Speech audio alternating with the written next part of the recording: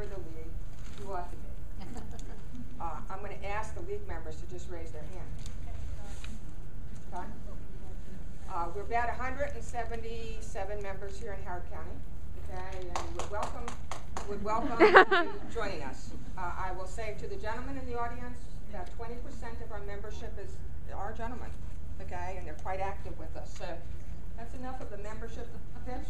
Okay, but one of the things that the league does, which is so exciting, is that it actually puts on, because it believes very strongly in one of its principles, which is you as citizens should be informed on issues.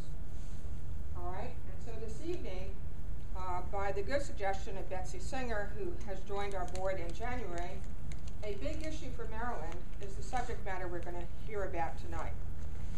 And in being informed about issues, it gives you a better perspective and also enables you to better lobby no matter which side of the issue you're on. So this we consider an educational forum tonight. We're not doing a consensus. Some things we do quite frequently. We're not doing a concurrence, another thing we do quite frequently. This is pure information. We have wonderful speakers lined up for you tonight. We're also going to have an opportunity for you to ask them questions after they make presentations. But before we get there, I am delighted, and Betsy did 99% of this work, but we have some partners, and if you picked up one of these, okay, our partners tonight are the Climate Change Initiative of Howard County, the League of Women Voters of Prince George's County, who we think momentarily are arriving by a carpool, the Earth Forum of Howard County, the Jewish Federation of Howard County, the Sierra Club of Howard County, and the Howard County Citizens Association. And that's another thing that the League does. We reach out and say to people, join us in presentations, join us when we discuss issues. Tonight, the moderator for this forum is not me. I'm the president, Grace Kavovsik of the League here. I want to introduce you to two special people. We have an incoming president, co-presidents, that will take over office toward the end of April. They are Betsy Grader, back here, and Alice Giles over here. And there's nobody quite as excited about that other than me. However, tonight our moderator is a member of our board, and that's Betsy Singer. Betsy has some unique talents. One of them is that she was among the first appointments, okay, to a board, and we are studying boards and commissions, so, but this board is a fairly new board. I don't think more than 3 years old, and it's the Environmental and Sustainability Board. It has 13 members, and they are charged to look at issues related to energy, related to the green print of this, footprint of this county, and many other issues environmentally related. So we were delighted that she joined our board, and her portfolio is the environment, and I'm going to turn the meeting over to Betsy. Thanks, Grace. Thank you all for your patience, and we couldn't do a thing about the unforetold event on Route 40 and Route 29, but I don't think it'll dampen our enthusiasm one bit for the program that we have tonight. And I should confess, there's no new idea under the sun. Our duet tonight of Dr. Haskell and Keith Harrington have talked to the League of Women Voters of Montgomery County on the same topic, and it was so successful, and we heard such good things about it, we said we have to bring it to Howard County. Fortunately, they were both available and agreeable to meet with us tonight. Now, Dr. Haskell's going to go first, and you've already seen the beginning of his talk. And just in case you haven't seen the information that we have at the table, Dr. Haskell's a senior science fellow at the Institute for Energy and Environmental Research. And EAR, is it pronounced EAR, is a nonprofit organization that for 20 years has been dedicated to increasing public involvement in and control over environmental problems through the democratization of science. It sounds like it fits within the League's worldview as well. So Dr. Haskell is also an instructor of physics emeritus at the North Carolina School of Science and Mathematics, and he has a PhD in physics from the Naval Postgraduate School in Monterey, California. And I'm going to take this opportunity to go ahead and introduce Keith as well. When Dr. Haskell's finished with his presentation, we're going to switch computers, and Keith will start his presentation. Each of the presentations are roughly 30 minutes, And we were going to ask that we hold questions and that you all think of the questions that you want to ask, because these are very interesting, informative, and new presentations, and hold them until Keith is finished, and we'll have about 20 minutes for Q&A for either speaker to address your issues. So Keith Harrington, who got caught in Route 40 traffic, is Maryland Field Director for the Chesapeake Climate Action Network, which is a grassroots nonprofit organization dedicated exclusively to fighting global warming in Maryland, Virginia, and D.C. Its mission is to foster a societal switch to clean energy and energy-efficient products. CCAN was officially launched in 2002 with a seed grant from the Rockefeller Brothers Fund. So Keith is very experienced in his events in D.C. and Silver Spring and Baltimore and all over the place. And so he has a lot of really interesting information for you as well. So with that, I'll ask Dr. Haskell to go ahead and start. And I'm sorry we can't dim the lights any more than this because they're motion activated. So if you all freeze in place, maybe they'll go off. But other than that, this is a green building. Is this microphone working? Yes, it is. Well, I want to thank the Howard County League for inviting Keith and I. We're looking forward to this. And as long as everybody can hear me, I guess it's time to move on here. Can everybody see the details down here in the lower corner of the screen? Yes. The Viking ship. And you'll note that it has oars. And there's a reason for that. It's to remind everybody that the wind does not blow all the time. But I want to, what happened here? Okay. I want to start with just a little bit of preliminary stuff because not everybody realizes this. Energy and power are related, but they're not the same thing. And it's frequent, and you frequently see these things get confused in discussions about power and public use of energy. I'm not going to define these things other than very vaguely. Energy is what we use to stay alive. We all have a good feel for energy. And for our purposes, it's measured in kilowatt hours. Also in megawatt hours, which is 1,000 kilowatt hours, gigawatt hours, which is 1,000 megawatt hours. But there are other energy units. Some of you have run into calories, most of us know about. BTU, quads, therms, joules, there are dozens of energy units. They all refer to the same thing, but in different contexts. The one that we're interested in tonight is kilowatt hours.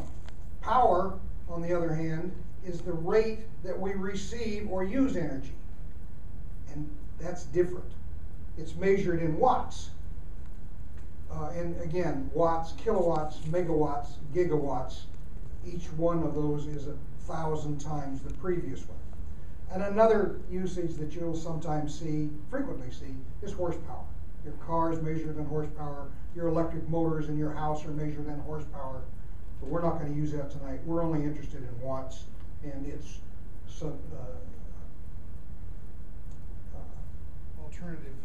Whoops, I turned myself off here. So power is energy per unit time, just like speed is distance per unit time.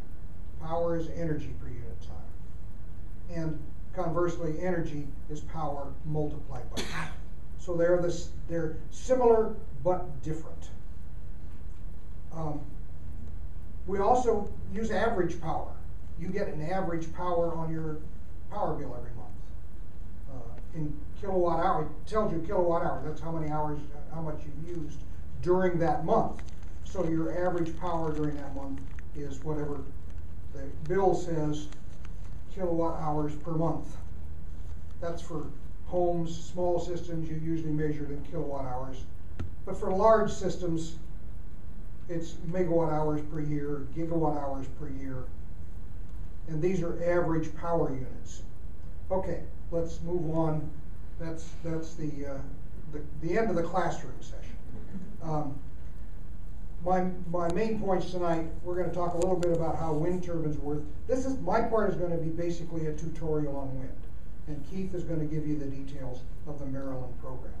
So, how turbines work, design considerations that are involved in wind power, installation of the wind turbines, how we measure their performance, the safety involved, objections and responses, costs, usage, and if we have time, a little bit on the combined use of wind and solar power. Okay, so we start with how did wind turbines work. Here's a picture, isn't it? There we go. Didn't push the buttons enough. Here's a picture of a schematic of a wind turbine. Let's see if we can see this. Can you see that laser pointer? That's sure.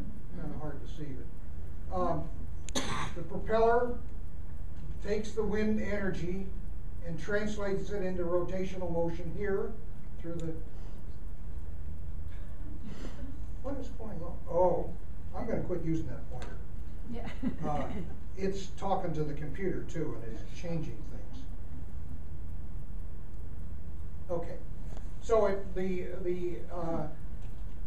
rotational energy is run through the gearbox, which changes the speed of the rotator to something more suitable for the generator. The generator turns it into electricity. The electricity is then sent back down the tower to a grid connection.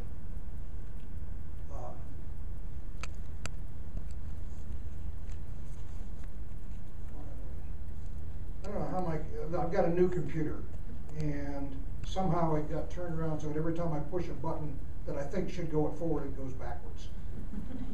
So I'm going to try being a little bit more careful here. Anyway, this is a little better picture of the nacelle of a wind turbine. The wind is coming in from the left. The propeller is rotating in a clockwise direction. And the rotational energy goes down the shaft, labeled C, through the gearbox D, to the generator G, and from there the electricity goes down the shaft.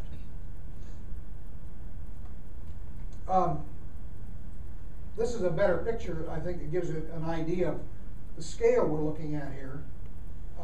This is probably a 2 megawatt turbine.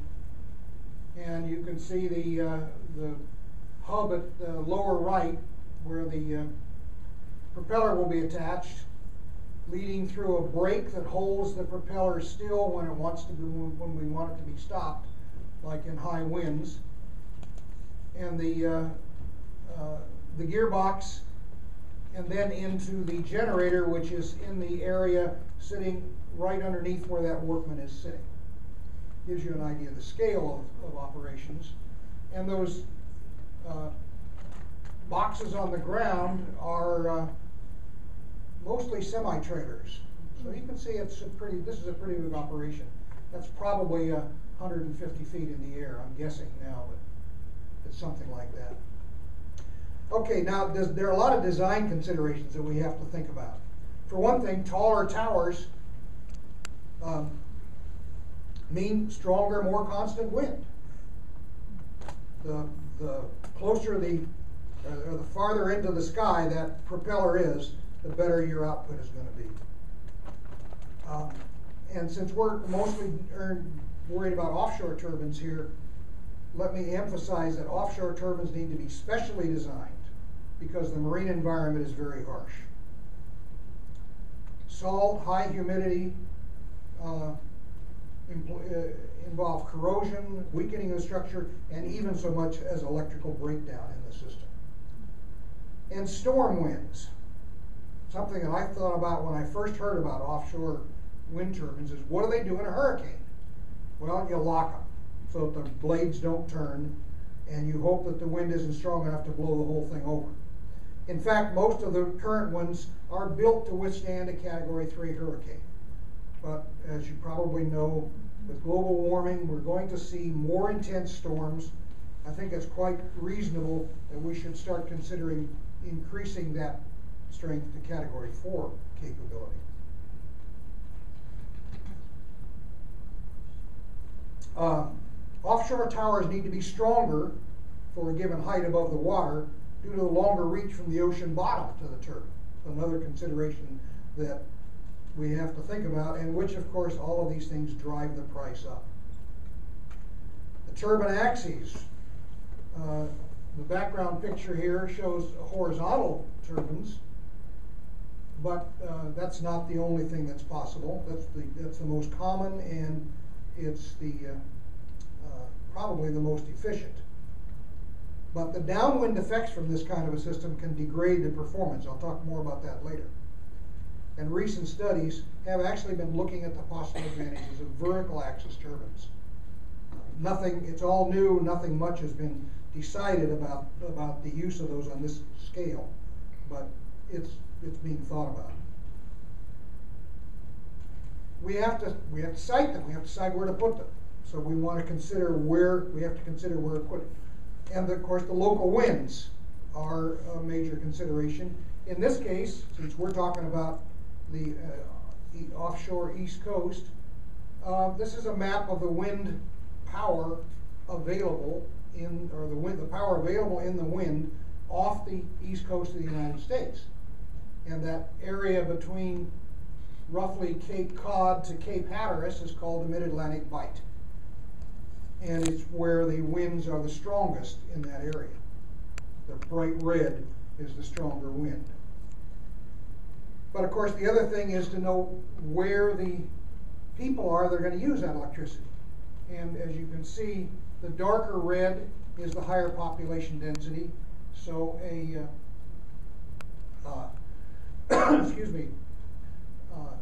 the location where we are happens to be very good. It's got high wind, high population density. So it's an excellent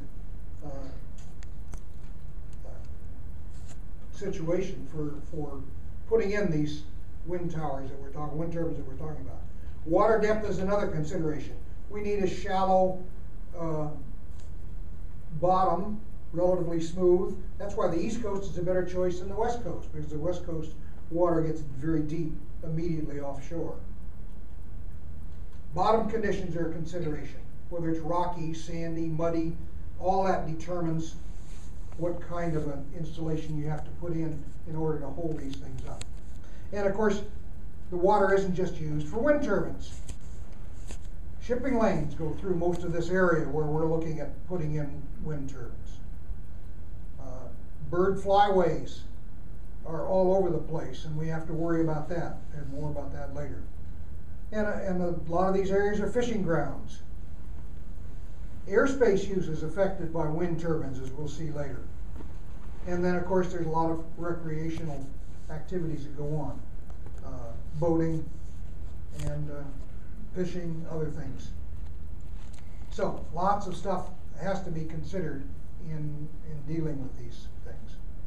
The types of installations, of course, depend upon whether the water is shallow and what the bottom conditions are. Any of these three possibilities will do very well on suitable bottom areas in shallow water. But in deep water, it gets much more complicated. You need floating platforms in deep water anchored to the bottom. Those become very expensive and a little bit more problematic.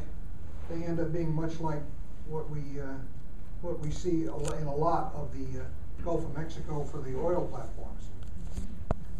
And these things cost, the water offshore platforms cost about twice as much as the onshore platforms. And this boat that's here is one of the reasons why. These boats that can anchor themselves to the bottom to keep from bobbing about while they're doing the installation are frightfully expensive. $300 million and up. Spacing is another important consideration. Downwind turbulence reduces the efficiency of the turbines. This picture shows let's see, that blade is rotating counterclockwise, and the schematic represents a vortex of wind that's continuing downwind and will impact on downwind turbines. This is one of my favorite pictures. Some of you may have seen this. It's been all over the web. It's the Horns Rev wind farm off the coast of Denmark. It's made up of 80 turbines, 160 megawatt capacity. It's one of the larger offshore wind farms. And because of its location with good steady winds and fairly large capacity, it's been widely studied. There's all sorts of information about it. You note these vapor trails behind the lead turbines are caused by the turbulence in the rotating propellers. And in this case, the wind is blowing directly down the line of turbines. As you can, if you look closely, you can see the downwind turbines are hidden in the vapor trails from the leading turbines.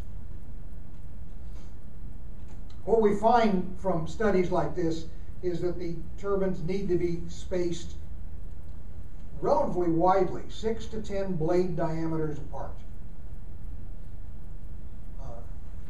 This is, as you can see, 7 blade diameters between the leading ones, and the thing's laid out in kind of a parallelogram, and this is set up with a little over 10 diameters on the on the long diagonal, and a little over 9 on the short diagonal. And that's equivalent to 5 to 7 units per square mile. Now, here's an example of what happens. This is why this is such an excellent thing to study. This is a map of the Horns Rev wind farm. You can see that the little white circles are the locations of the turbines. And this is the wind blowing from the upper left-hand corner diagonally across the wind farm. The red is the highest output, the blue is the lowest output. So you see, as you go downwind, you lose energy. In fact, at the bottom of the thing, it's about 60% of the what they're getting at the top. It can be anything from 10 to 40% of the output from upwind turbines. Well, the space between the turbines, we have to put them far apart, but the space between the turbines can be used for other purposes. On shore, grazing, and in the water for fishing and other uses. Connecting to the grid is another issue. They have to be, the output has to be conditioned to match the requirements of the grid, and the signals have to be merged, so you only have to do it once. The Maryland connection is going to be along this, the red line represents the Mid-Atlantic offshore transmission line that's being built by a consortium that includes Google, a $5 billion investment from Google. And the Maryland wind farm will be the X inside the blue circle, and it will be delivered ashore via the Delaware terminal. How do we measure the performance? There are 2 measures. The first is power output, that is to say the rated, we'll call the rated power, because the instantaneous output depends on the wind speed, which is not constant. And the black line on that graph represents the output as a function of the wind speed. About 0 up until you get to about 3.5 meters per second, and it maxes out at about 3, this particular one, at about 3 megawatts at about 15 meters per second. 15 meters per second is roughly 30 knot wind.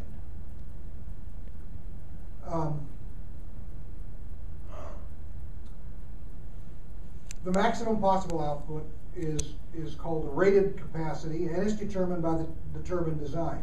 So the design capability and the wind speed play integral roles in determining what we've got. The maximum energy recovered, we can't get all the energy out of the wind. It turns out that there's a limit, a theoretical limit, that's about 60%, called the Betz limit, named for the guy that first thought this idea up. Typical turbine can recover, a real turbine can recover only about 40 to 60% of the Betz limit energy. So the amount of energy we can extract from the wind in any particular area is limited. Now the other measure is the average energy output, which depends upon both the rated power and the wind speed. And offshore wind turbines range from about 25 to 45% of the rated output. I'll hurry up here. This is called the performance factor. So when you see rated power and performance factor, those are the two factors that determine the effectiveness of a wind performance. Offshore wind turbines, typically 3 to 5 megawatts. Newer designs up to about 8 megawatts, and this picture is probably an 8 megawatt turbine. I haven't actually been able to identify it. But you can see how big it is because right between the blades of the propeller, that little dark shape is a workman. So this thing is huge. The nacelle is about 3 stories high. It actually has sleeping quarters inside for working people who are trying to improve the performance or keep the performance what it should be. The onshore installations are usually limited in size. They're smaller than this because you can't get these huge blades down twisty roads. And the maximum economic limit is probably about 12 megawatts. If you put in larger than 12 megawatts, it's more expensive to install than putting in 2 smaller ones. Safety considerations, ice throw in cold weather, the blades can ice up and the ice can fall off the blades or be tossed off the blades and can cause injuries or damage on the ground below. So that's a consideration we need to worry about. Bird strikes. I'm going to talk about that more. That's an important issue. Radar interference. Well, the rotating blades turn out to be strong radar signal reflectors. And they can interfere with air control radars, especially in military training areas, but also in civilian flight control. However, I don't think we need to worry too much about any collisions of flying saucers with our wind turbines. Turbine failures, and they do fail. They're relatively rare, but no mechanical system is completely safe. The damage is usually limited to the immediate area, which is relatively good. But here's the kinds of things that can happen. Fires, broken blades, the nacelles and or the towers can collapse completely. These all happen, and for that reason, we need to be really careful where we site our wind farms. Some of the objections that people raise, one of the biggest ones, as you probably know, it's happened here in Maryland, is aesthetics. Nobody wants a wind turbine on the ridge line of a mountain range. But that's a very good place to put them if you want to get power out of it. It's probably mostly a matter of getting used to them. I think they look beautiful, but not everybody agrees with me. But I always ask people who make that complaint, would you rather look at an oil drilling rig, a mountaintop mining? Exactly. There's no mountain. Right. If you can't get used to the standard designs, here's some others. These are mostly small items, but vertical axes here. This one is similar to one that's on the grounds of the National Arboretum down on the mall. And here's the same design in a horizontal mode on a road where it can pick up some energy from the wind generated by passing cars. And this is pretty fanciful. This is a huge design that's supposed to put out, I think, something like 75 megawatts all by itself. Whether it will ever be built or not, I don't know, but it's an interesting picture.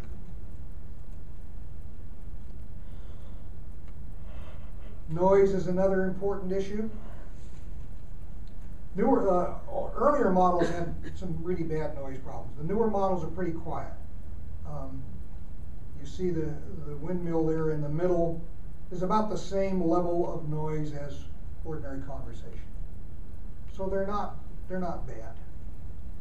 However, because of that and because of the problems with turbine failures, the newer models shouldn't be sited within a mile or so of inhabited buildings or permanently occupied workspaces.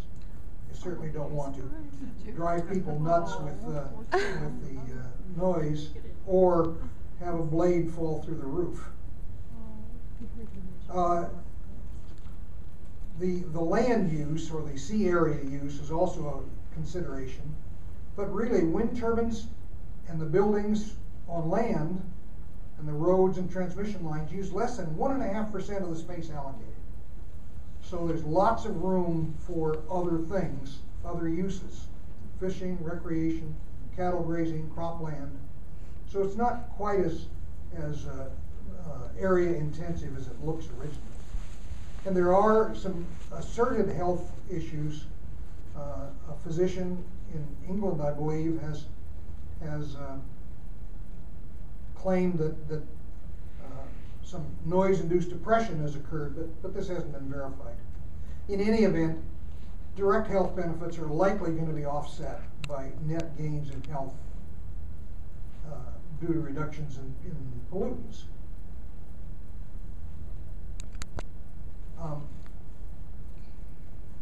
Environmental damage. It's not much. Mostly used disruption of construction area during installations. Marine life generally returns to the area after construction is complete.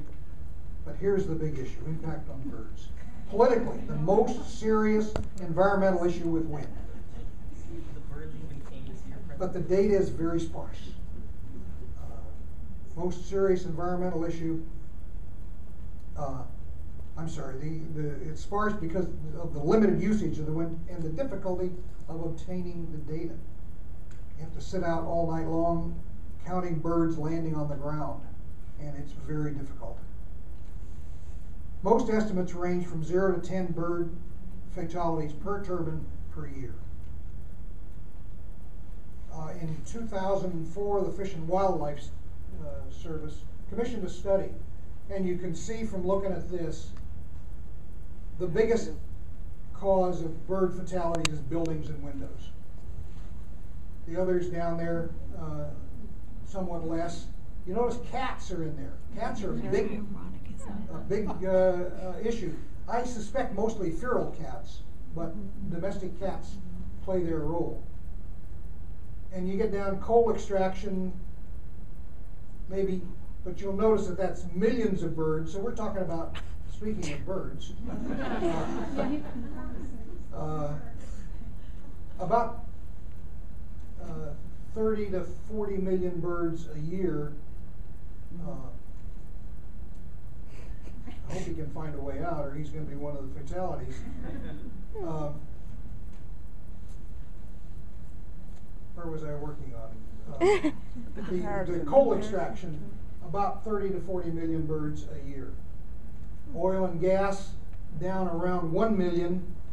And where is wind? Doesn't even show up on there. And that's because wind is so small, it's only, compared to the others, about 10 to 40,000 a year. Whereas others are in the process of killing millions a year. So my conclusion on that is that if you're worried about the birds and you're worried about wind turbines killing birds, your concerns are misplaced. You need to go looking at buildings and power lines and some of the other stuff.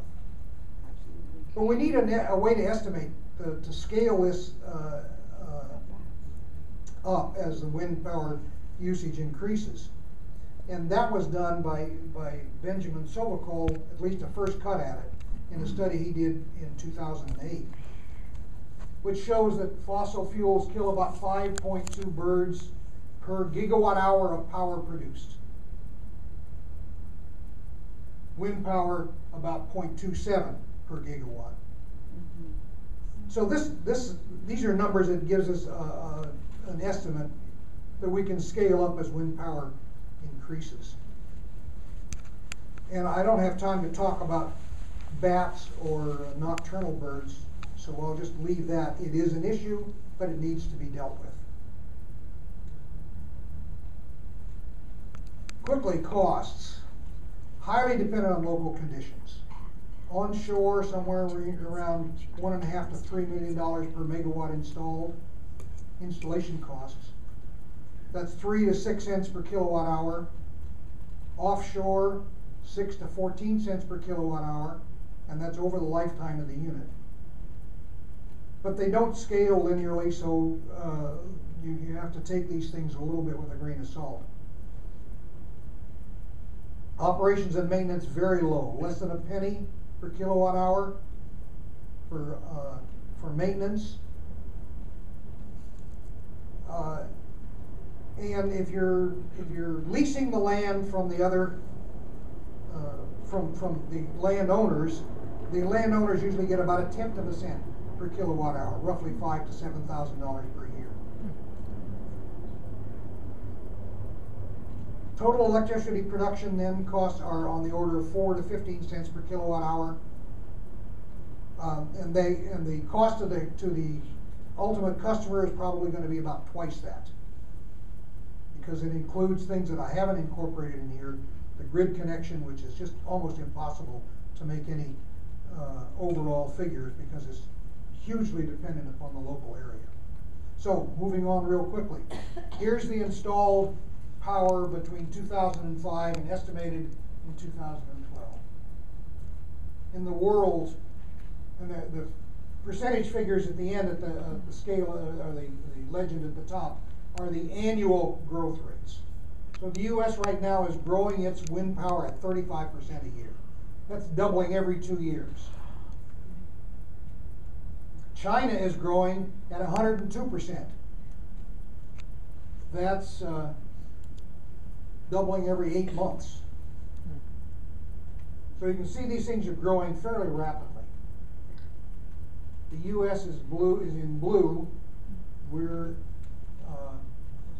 not growing as fast as some of the others, but we are growing, and we're now 60,000, estimated to be 60,000 megawatt installed capacity by 2012, which works out to the equivalent, factoring in the performance factor that I mentioned earlier, the equivalent of about 20 nuclear power plants.